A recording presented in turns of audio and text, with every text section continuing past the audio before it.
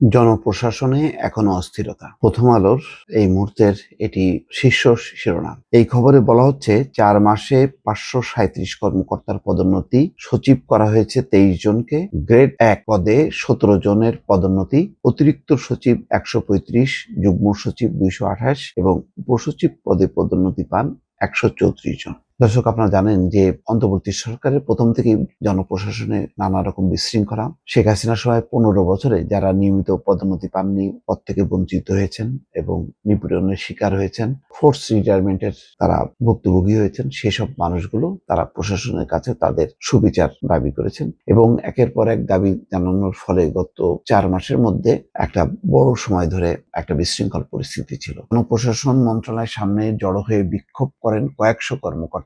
আবার অন্য ২৫টি ক্যাডারের জোট আন্তঃ ক্যাডার বৈষম্য নিরসন পরিষদও কমিশনের সুপারিশে ক্ষোভ জানিয়েছে।